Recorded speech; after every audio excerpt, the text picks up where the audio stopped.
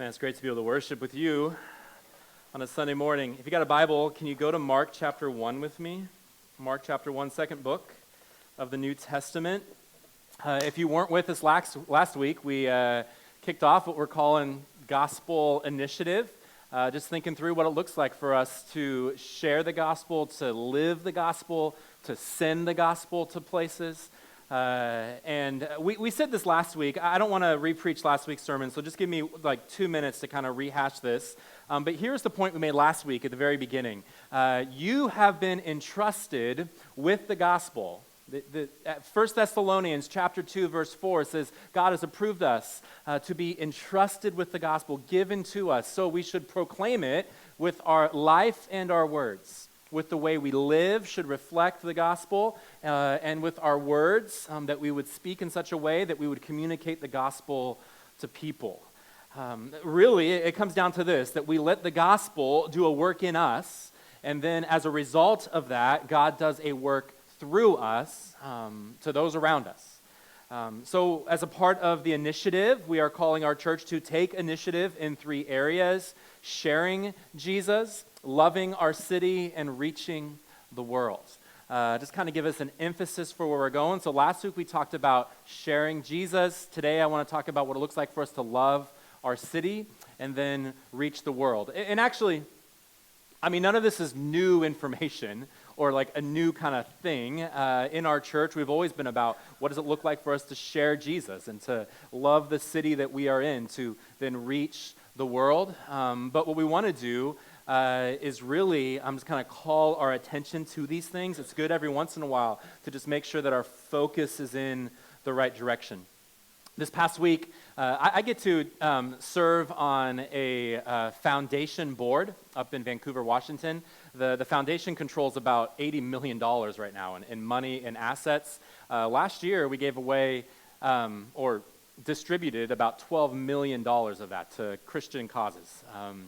For the gospel to be proclaimed in the Northwest, around the world, for churches, for pastors, different things happening. Super cool. And so I'm on the board there, and the reality is, like, I am way in over my head. It's my first year serving on this board. That I'm the only pastor on the board. Most people on the board are like lawyers and accountants and like business people. That are just like way smarter than me, just know so much more than me. So Thursday night, we're having this dinner to kick off our meetings Thursday, and then all day Friday, we have these board meetings. And Thursday night, we're at dinner, and this guy pulls me aside. Super great guy.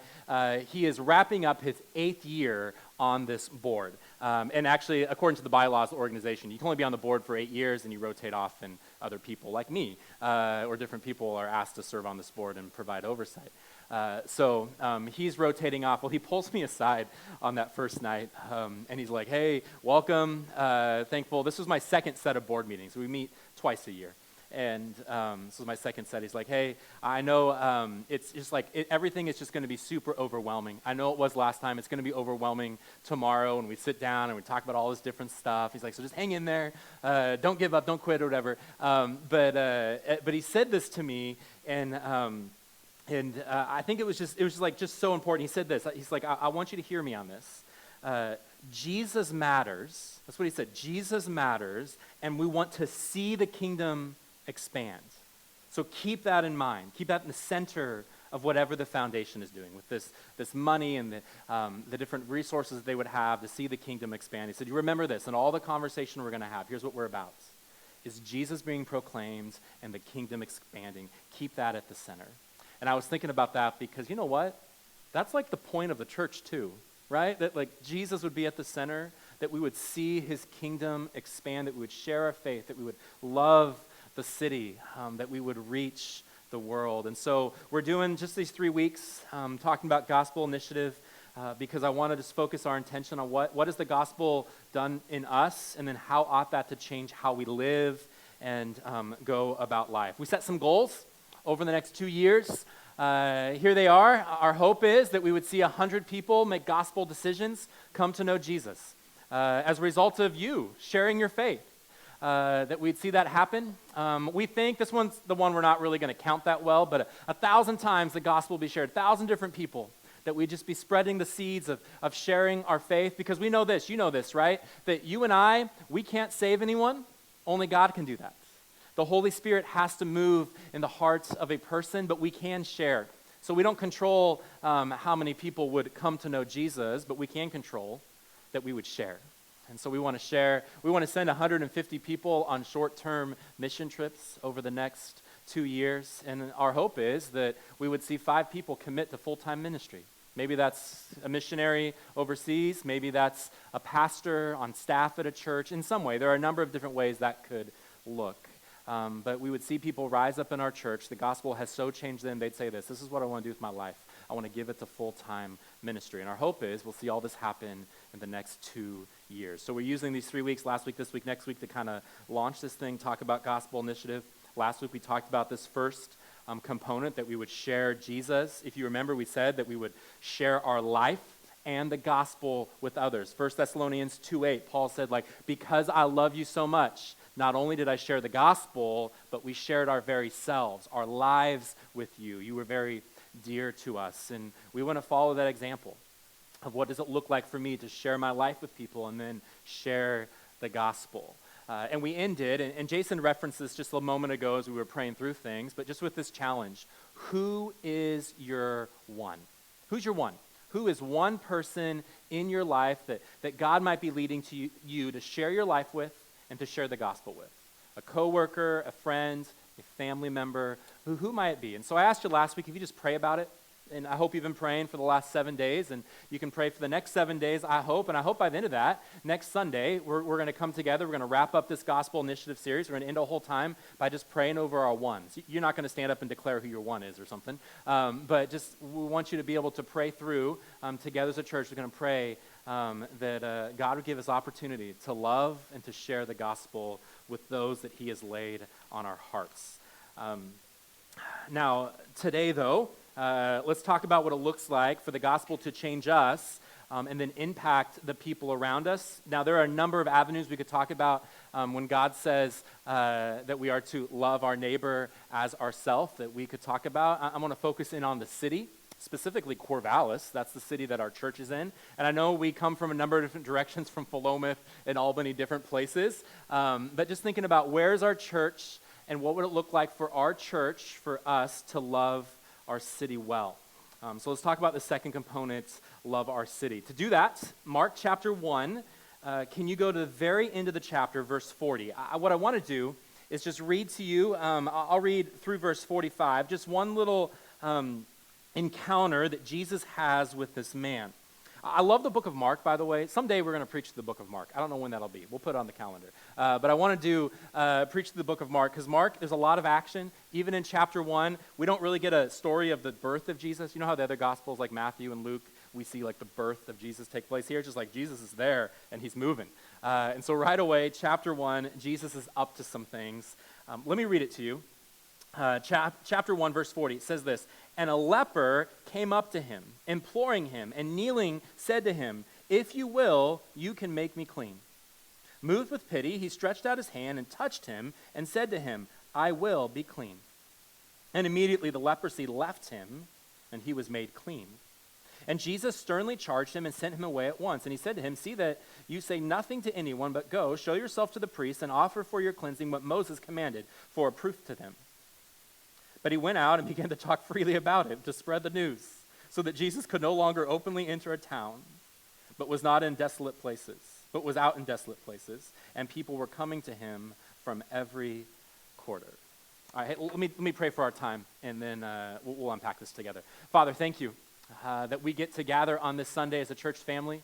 I pray that you would direct our minds and our hearts into this text, into the text of Mark chapter 1, that we would see you in a new, fresh way, but then you would challenge us, God. What does it look like for us to love the people around us like you demonstrated, your son did, in this encounter with the leper? So teach us today. Use me by your grace, by your power, God, may you speak.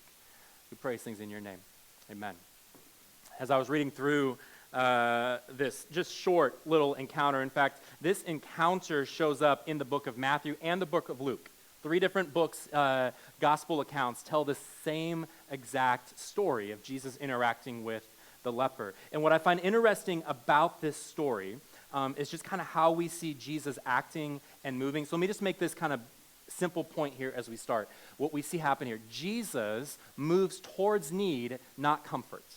This is actually what we see take place over and over again by Jesus. He seems to go out of his way to meet the needs of others rather than pursue his own comforts. And really, Jesus, as our example, this has been the story of believers throughout time, that they would move towards need and away even from their own comforts. One of my heroes of the faith is a lady by the name of Amy Carmichael. You ever heard of her before? Amy Carmichael. She lived in the late 1800s, early 1900s, and in her biography, it's talked about, but when she was a little girl growing up in Ireland, she tells a story of sitting in this, it was a tea shop. Her family's drinking tea, and she saw a little girl come up to the glass, and it was a street kid, presumably homeless. She's dirty, kind of rags for clothes, and she pushes her face up against the window and looks in and here's Amy, and she comes from a wealthier family. They're drinking their tea, and she sees this take place. And she said in that moment, she saw this girl, her heart was just kind of moved. Grew up in a Christian family, and she just felt this burden for this girl. Here's what she would write in actually her diary at the time when she was herself a kid. She said this: "When I grow up and money have, I know what I'll do. I'll build a great big lovely place for little girls like you." I love that. Just like, man, when I have the chance, I'm going to do something for this girl that I see. And then she said this in her diary: "And yet at present, I do nothing for little girls like you. Please, God, tell me what to do." And I was thinking that, man, I think that so often you and I, as God gives us eyes to see the need around us, maybe our prayer needs to be the same: God, just show me what it is that I could do to live the gospel out to those around me. Amy would eventually give up of her life. She would move to India, where she would start an orphanage work with primarily rescuing temple prostitutes, girls, out of really what was slavery at the time. And she said this, I'll put it on the screen for you, but she said this: "One can give without loving, but one cannot love without giving." And this is such a gospel statement. For God so loved the world that he gave. He sent his one and only Son. And so as you and I better understand the gospel, that God would send his Son from his throne in heaven to walk the earth like us, to die in our place, to be buried and rise again, there is something that happens in our hearts. Because we know this, that one can give without loving, certainly, but it's impossible to love people without the giving up of ourselves. So what would it look like? My question is, what would it look like for us, compelled by the gospel, to love the people around us, to love our city? Let's go back to verse 40. This is how it opens. "And a leper came to him." A leper. What does it look like to love our city? Let me give you classic sermon, 3 points today, okay? 3 thoughts. What does it look like to love our city? Number 1, we have to see clearly, okay? Simple. You and I have to begin to see people clearly. We get almost no information about this guy. A leper came to him. And I wish there was more information. In fact, in the book of Matthew and Luke, we get nothing else about this guy. It says in Matthew and Luke that he was full of leprosy. That is a very noticeable skin condition. It is nasty. It is contagious. It had ruined his life. Lepers were known as the untouchables. Like literally, you could not touch them in fear that you would get their disease. And this man is imploring Jesus. I mean, he's begging, he's urging, he's fallen on his knees. And Jesus sees him. I wonder how many other people this man had begged for help. How many other people didn't respond? I want to help you see this man a little bit better through the eyes of what I think the original Jews, as they would have read through the book of Mark, that what they would have thought of when they saw this man with leprosy. So imagine this with me, okay? This man most likely was not born with leprosy. Maybe he'd been married, had a child. It started as like a white speck on his brow or his nose. Maybe it spread to his fingers on his hand. He tried to keep it covered up. He was afraid. He kind of knew in the back of his head what it meant. Maybe he was a carpenter, like Jesus. And the reality really sunk in on him as it became more and more difficult for him to grip his hammer. The disease attacks the nerve endings in your fingers, in your toes. Most people begin to lose feeling in their fingers and their toes. And one day, after he's done completing a project, he's been working all day, he goes over to the water basin to wash his hands. He didn't realize it maybe that he had actually cut his finger, maybe on a knife or while he was working with wood, and he's bleeding. He puts his hands down in the water, begins to turn red with blood, and it won't stop. It's hard with leprosy for the blood to work right and heal on its own. Then his wife walks up behind him, and she kind of whispers in his ear, "It's on your clothes too." He didn't even realize. He looks down at his robe, and there's blood everywhere. And she says to him, because she knows what he knows, "You want me to go with you to the priest?" Leviticus chapter 13 and 14 had actually prescribed for people with skin condition to go to the priest, and the priest would evaluate them to see if they have leprosy. And he's like, no, you stay away. Stay back and watch our kid. And so he makes the walk down to the temple to visit the priest. And he walks up. He knows the priest. Hey, happy to see him. But immediately, as the priest greets him with a smile, the leper shows him his hands, his toes that are become curled and rigid, and the expression on the priest's face turns from excitement to sorrow, from joy to actually horror at the reality of how this man's life is going to change. And the priest pronounces those words, unclean. That's what the priest had the power to say. This man is unclean. That happened years ago now, by the time Jesus interacts with this man.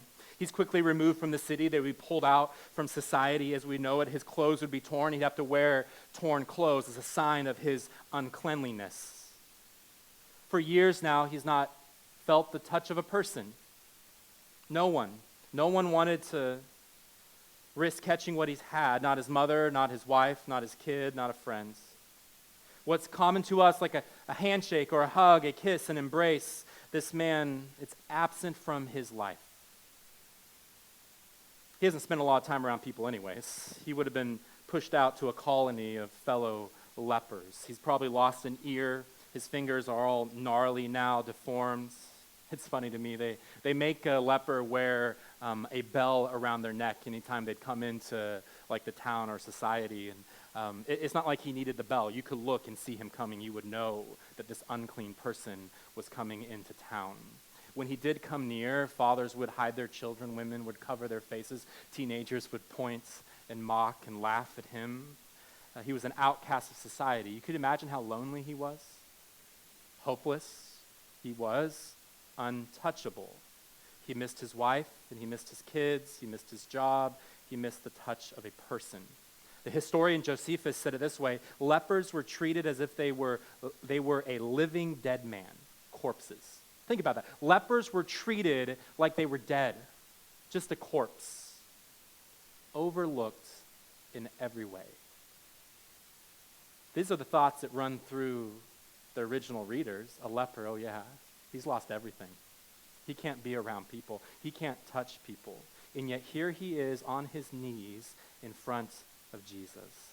And Jesus sees the man, not just the disease. He sees the man.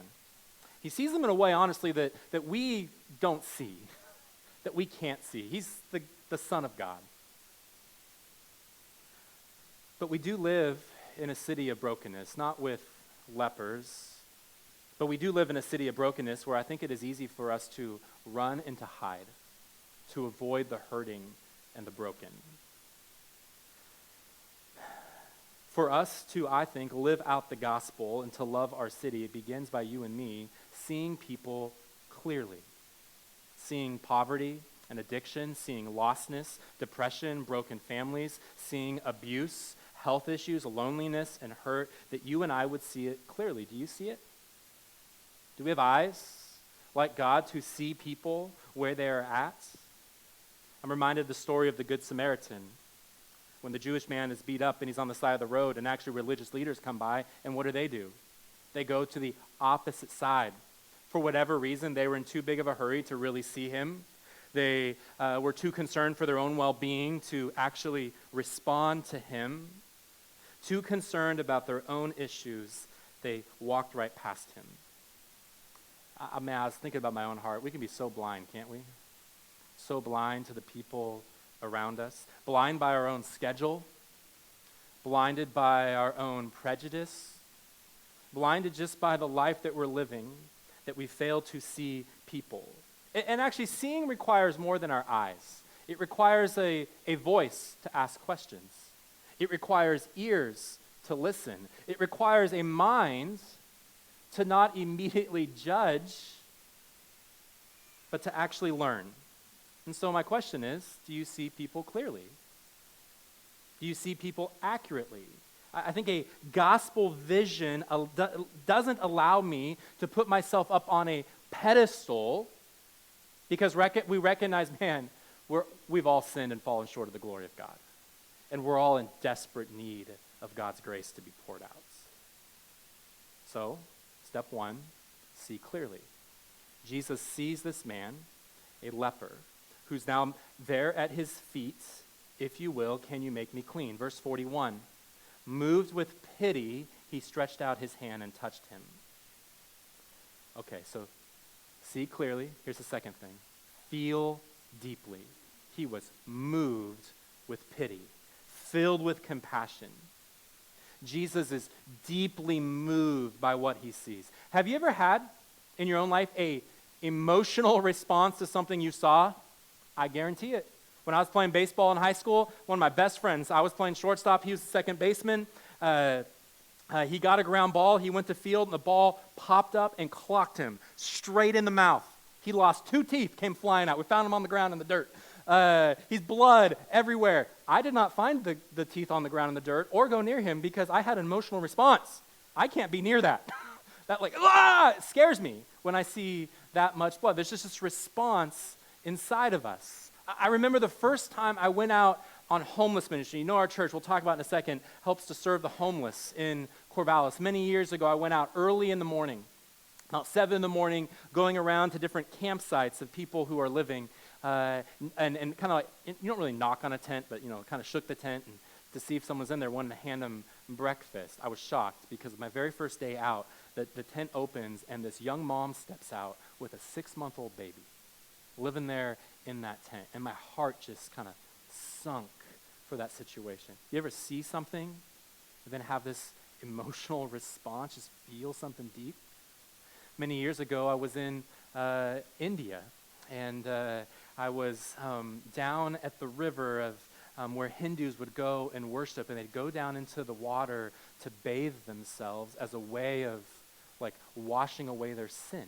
That's what this river is nasty, and they go in there thinking this nasty water, if they submerge themselves and come back out, that somehow it's carrying away their sin. And my heart just breaks in that moment for the lostness of that situation because it's not doing anything. You ever see something and begin to have this emotional response to it? Oh, that you and I would begin to see clearly, and then you and I would feel something. Because it's possible to see stuff, but then not really let it sink into our hearts, into our lives in a way that would cause us to respond. See clearly, feel deeply. This is the common pattern for Jesus. In Luke chapter 7, Jesus sees a widow and her dead son, verse 13, and when the Lord saw her, he had compassion for her. Mark chapter 6, feeding of the 5,000, verse 34, when he went ashore, he saw the great crowd and he had compassion on them.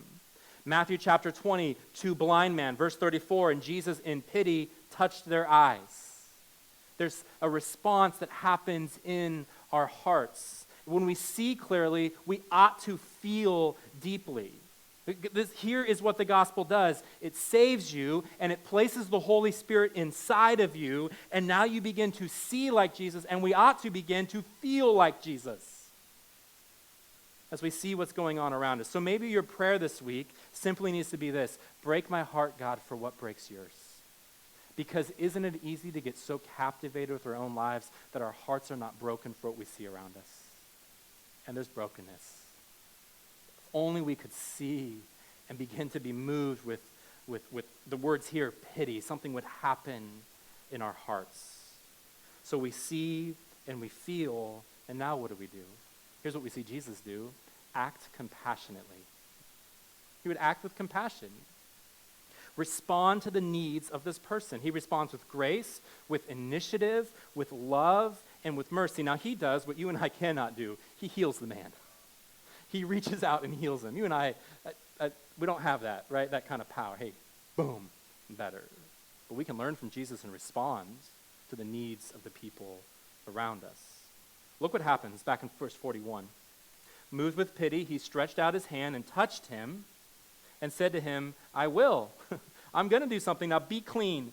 And verse 42, and immediately the leprosy left him, and he was made clean. Now this is spectacular for a number of different reasons. One, the fact that he was immediately made clean. You know, it wasn't even until 1982 that leprosy was even, in our world, could even be controlled in any way. And we're told here that he actually reached out and touched him, which is, again, an incredible thing, because you weren't supposed to touch the leper. The uncleanliness would come to you, but in this case, the cleanliness went to him, because that is our God. Sovereign love responded, sovereign power acted. The man, think about this, the man who barely remembered what it was like to be touched gets touched by God, and his life is changed forever. I'll tell you what, this should be a defining mark of the church, that we would see clearly, that we would love, that we would feel deeply, and then that we would respond and act compassionately. It's always been how the church has responded. I think about the early church, both in Jerusalem and in Rome. Christians, you know this, would actually go to the garbage dump looking for babies that had been discarded and thrown behind, out with the trash. That day kind of abortion, to then scoop up those babies and care for them. The church has always the desire to see clearly, to feel deeply, then act with compassion. Or I think about when the plague swept through Rome and people are leaving the city to get to safety. You know, it was Christians who actually ran back into the city to help care for those who were sick. Seeing clearly, feeling deeply, and acting compassionately. And it's this deep concern that you and I ought to, because we have been changed by the gospel. And we talked about the gospel last week, that God would send his son to die in my place. I'm so undeserving of it. In an incredible act of love, he would die in my place, be buried, and rise to new life. And because that has so changed me, it changes how I see and how I feel, and now how I act. And so it's this deep concern for people, coupled with really a Holy Spirit power, that we begin to see revival in Corvallis, that we begin to do something. Now let me, though, back it up, because I want to back up to verse 40. We kind of cruise past the statements, but when this leper is down on his knees imploring him, did you see what he said? He says this: if you will, you can make me clean. If you will. Like, Jesus, are you willing? It's actually a statement of faith. This leper knows, you can. I know you can do something. The question is, will you do something? The question is one of, I would argue, do you see me? Do you see my need? Do you feel what's going on here? And will you now act? You have the ability, but are you willing? Now here's the thing. You don't have the same ability as God the Son, Jesus Christ, but you do have his Holy Spirit inside of you. So the question for you and me is this: you are able. Are you willing? Are we willing to respond, to see clearly, to feel deeply, and then to act compassionately? Let me throw this on the screen, because here's the question. Am I willing to see, feel, and act? You are able. Oh, you are able. But are you willing? What I wanted to do with my time here was share with you just ways in which our church is loving our city. I want to share with you kind of different places that we partner with other organizations in Corvallis to love our city, really because I want us to love our city well. So I'm going to show you some of that stuff in just a moment, but I wanted, before I say that, listen, it's not, when we think about gospel initiative, what it looks like to share the gospel and now live the gospel, this is not something that is just done through the church or through an organization. I want to make sure we understand this. This is something you do on an individual level. It doesn't have to be through a church. It doesn't have to be through an organization. It can simply be you to a neighbor, you to a coworker. We see clearly, we feel deeply, and we act compassionately, right? This is what we do. But our church does a lot of things. Let me highlight 4 different ministry areas that our church currently is working, I think, as a way to bless our city, love our city. Let me remind you of a few things. You'd already know about these. One, most excellent way, Monday nights, addiction recovery program, so good. The women meet here, the men over in that building, 7 o'clock on Monday nights. There's childcare as well, and we've seen a lot of growth in those groups and really incredible life transformation take place because of what's happening here on Monday nights. And let me say this might be something that you need to come to, like just tomorrow night, you got to come because something's going on, alcohol, drug, video game addiction, pornography, I mean, whatever it is, the whole host of things that can grab our heart. Doesn't mean we don't love Jesus, doesn't mean we're not saved. It just simply means there are these things in our life that really grabbed on, and we got to come be a part of that. So we use Most Excellent Way, led by incredible leaders, as a way, one, we want to help our church, but also we want to love our city and see places where there's brokenness and invite people in. So maybe you do know someone even that you need to bring with you. Not just say, go to this group, you come with them. Bring them on a Monday night, sit with them, and be a part of the group. Really good things are happening there. We run counseling out of our church. Carrie on staff is our director of counseling. We don't advertise it on our website. Carrie meets with a number of people, and the cool thing is now we have a number of people in our church who have been trained through Association of Biblical Counselors, have their certificate to counsel people. And so we have people who are in our church meeting with people from the community even, because people are working through stuff. And in fact, we have 3 other people this fall that are going through ABC, Association of Biblical Counselors, to get their training, so we continue to grow that. But a resource in our church that we want to love our city. You could get involved in homeless ministry. We made a big deal about that over the last year or so. Kevin Armentano leads that, so good. But on Saturdays, they're out giving out lunches. On Fridays, making those lunches. You could get involved and go and hand out. We just don't want to hand out food, though. We want to engage in conversation. We want to pray for people, ultimately to share Jesus even, and meet people where they're at. And I added this. I believe college ministry is something that we do as a missional effort to reach the campus in particular, which is a big part of Corvallis. Did you know that? The campus is Oregon State University. You can be praying for our college ministry. In fact, they are returning to campus this Tuesday, Wednesday, Thursday. We have 38 student leaders who will be getting trained, getting equipped for the year, and then we'll start meeting new freshmen and kick off over the next couple weeks. But those are things our church is doing, and I know there are a number of other things that our church, that some of you are doing on your own even, but these are the 4 things I wanted to highlight. You can get involved in these things. I'll tell you about how in just a moment. But there's also ministries in town that we partner with, that we want you to be involved with, that we can help make connections. So let me throw that up there. First one, Love Inc. For years, we have partnered with Love Inc., Love in the Name of Christ. They do incredible work of working with churches all across Corvallis to meet the needs of people, physical needs, to love people, ultimately in the name of Christ so that they would know Jesus. As a result, through Love Inc., we have a food closet. So if there's anyone in Corvallis who needs food, they might call Love Inc. Love Inc. will refer them to us. We'll fill food up. You can fill a box of food and then take it to them, drop it off at their house, pray for them, meet them, and hopefully in some way share Jesus even. That's our goal. And then Love Inc. has a number of other opportunities, from mowing someone's lawn to helping cut firewood and a bunch of different stuff that you can be involved in. We want to connect you with those opportunities. We have just recently started to do a lot of work with College Hill, the high school, which is just down the road here. I told you last week, we cooked their entire student body lunch just over a week ago, and their staff, super cool. But they've invited us, you, actually, to go and to be a part of the school. You can mentor kids. You can help a kid read, do math, play with a kid during like a PE class. In fact, Jason, who was leading worship on Friday, he was there doing ultimate frisbee with a bunch of kids during their PE class on Friday afternoon. And we're going to take more people like that just to build relationships. Super cool. Those are the two things we're actively doing. As part of Gospel Initiative, I hope in the next 2 years that we're going to grow in our partnership Options Pregnancy Center, serving Albany and Corvallis, and also Corvallis for Refugees. They're doing incredible work in Corvallis, and so we want to connect you more with that.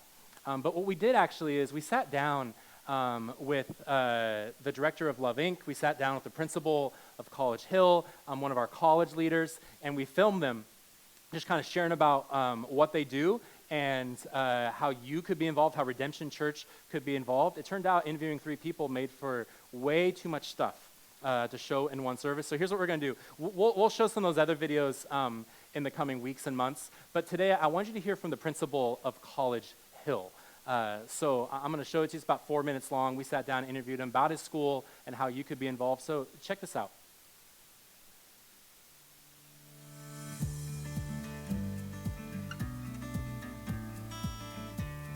College Hill is a pretty unique and special place. I think some things that set it apart as unique. One, I think it's a very relational place. I think all kids come here and they feel like they are seen and known and celebrated as an individual. We talk a lot about, as a system, trying to make sure that students are at the center of the system. So rather than kids having to kind of work our program, we try to make sure we create a system that works well for them.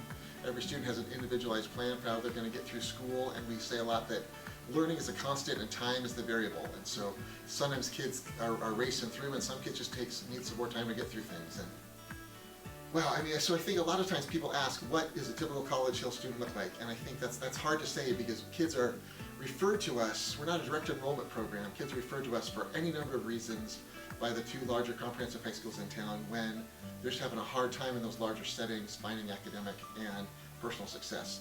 But I think the central thing is that they just have their students who aren't always sure that they believe in their own ability to move forward in their school and make their lives better. And so it's our job to get to know them, help them to identify their strengths, and then also see what the obstacles are to the learning, and then help them build skills to overcome those obstacles. It's really fun to watch kids' story about themselves change over their time at College Hill. When kids start with us, a lot of them are really in touch with what they can't do and what their barriers are, and it's fun to watch them start to say things about what their strengths are, what they bring to the table, how they can make the world a better place, and watch their shoulders go back and them just start to feel grounded in who they are and be proud of themselves. And you know, I think I've seen a lot of success in our students, and I think when I ask kids why, there's a couple things they say. One, a lot of times our students find that one adult who's just going to be that person in their lives who they say, this person gets me and sees me and understands who I am and is a champion for that kid. You know, one kid who came here and he had one of my favorite College Hill quotes. He said, everyone comes to College Hill alone, but nobody leaves alone. And it was so fun. That was a kid who, before he came here, couldn't even cross the street. His anxiety was so strong. And this last school year, he brought me his acceptance letter. He's going to grad school in engineering in Austria. So not only did he go on to OSU to get a degree in engineering, but now he's not just crossing the street, he's crossing the Atlantic Ocean to study in Austria to become a civil engineer. We always need community partners for College Hill to happen.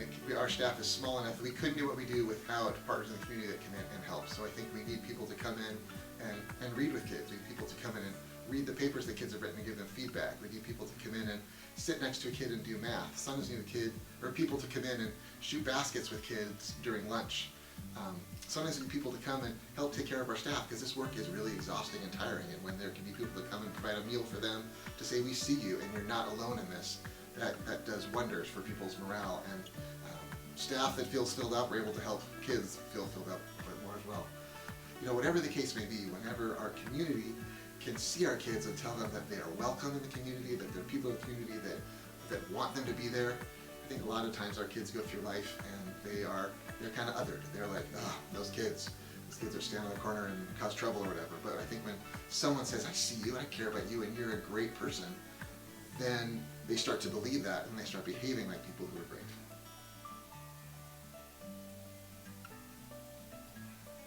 Eric Wright, who's the principal of the school there, Christian guy, incredible guy, doing good work at College Hill. So we want to support the teachers there. There's a lot of, there's schools in town, a lot of places. We want to focus our attention over there. I know some of you, even this last spring, went over to College Hill. We did a bunch of yard work out around the school, which was really a blessing for them. But now, love for you to go and hang out with a kid at school, serve in some way. If you want to get involved with Love Inc., with College Hill, with homeless ministry, any of this stuff on here, you can go to our website. There's a tab there for loving our city. You can serve and be a part of that, and you can fill out some information. We're just going to connect you, especially with our ministry partners. It's not something we necessarily actively do, but want to connect you with these places. Why? So you can see, you can feel, and you can act. This is what it means. This is what the gospel initiative is, that we have been changed so that now we may go do something. We want to love our city well. What's interesting to me about the story we read in Mark chapter 1 is that as Jesus interacts with this leper, I don't know if you caught this, it said it multiple times. Well, it never said this. It never says that Jesus healed him. Did you catch that? It never said it healed him. What did it say? He cleansed him. He cleansed him. Multiple times it says that the leper was cleansed. Why does it say it that way? I believe it's because something greater is actually going on in Mark chapter 1 than simply a sick man was healed and made healthy. God, in a very real way, is using leprosy as a tangible way to understand sin and then redemption. Sin and the cleansing of our sin. Something that leprosy is a powerful illustration of the power of sin in our life, right? Leprosy and sin, they numb us to our spiritual condition. Leprosy and sin lead to death. Leprosy and sin lead to separation. Leprosy and sin ultimately cannot be hidden. And yet Jesus shows up and touches the man. And what we do when we take communion together is you and I, we remember that 2,000 years ago, God stepped out of heaven to touch us, to heal our spiritual condition of sin by dying in our place, being buried, and rising again. And so we're going to take communion together in just a moment. But even as we do that, we know that because Jesus sent his son, it has so changed us. And so what I want us to do with our time in communion, one, the Bible directs us that we ought to evaluate our own hearts, that you shouldn't take communion in a way that is unworthy. So if there's unconfessed sin in your hearts, that we would take time to pray through those things and confess those things. If we have something against someone else, even in this room, that we would go and ask for forgiveness for those things. And so I want to make sure to give you some time to do that. And so as we're going to have some people pass out the bread, first of all, you can take it, but would you just take time to pray and evaluate your own heart? God, where's their sin that's unconfessed? And thank God for what he did on the cross and in his resurrection.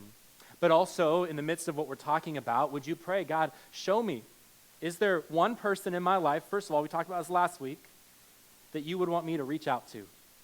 Share my life and share the gospel. Take time to pray about that. And then secondly, here's part 2. God, where is it that I could love my city? Love the people around me. Meet physical needs. That we could act on what we feel because we have seen clearly. So we'll pass out the little wafer. If you'd hold on to it, I'll come back up here. We'll take it together as a church. Just something we do together, remembering his body broken for us. And then we'll pass out the cup. I'll come back up and we'll take that together. But just take some time to pray. Jason's going to play the piano. But take some time to pray, and then I'll jump back up here in a moment.